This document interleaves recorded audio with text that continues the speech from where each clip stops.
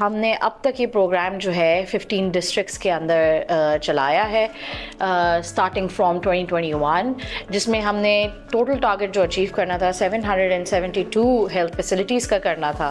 And fortunately as of now we are standing at around 96% of the target. We have already functionalized 742 health facilities catering to around 0.9 million beneficiaries. اور ہماری جو compliances ہیں ان beneficiaries کی وہ بھی دن بدن بڑھتی جا رہی ہیں thanks to the new initiatives that's being taken by SSPA in terms of MIAS strengthening, in terms of geofencing that has also been implemented.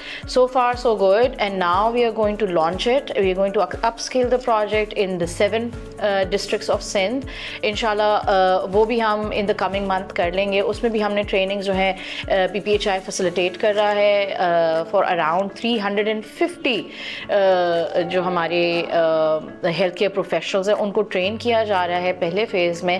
اور اس میں ہم 445 ہیلتھ فیسلٹیز کو فنکشنلائز کریں گے. تو اوور آل جو نمبر ہوگا ممتا پروجیکٹ کے اندر وہ ہوگا تقریباً 1217 ہیلتھ فیسلٹیز.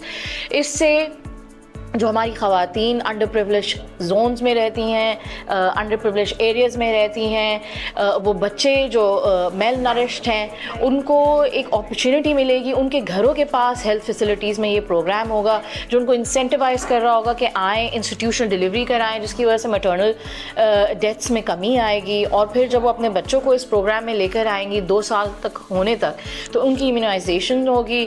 ان کو MNP جو ہے مائکرو نیوٹرینٹ پاؤڈر وہ ملے گا، جس کی وجہ سے جو سندھ میں 46% اسٹنٹنگ آپ کو پتہ ہے کہ ہے، اس سے ایک بہت بڑا امپیکٹ ہم لے کے آ سکیں گے. تو انشاءاللہ ایز وی سے PPHI wants to invest in the women of Pakistan, because if we will invest in the women of Pakistan, we are going to have a very healthy nation, a healthy generation in the future.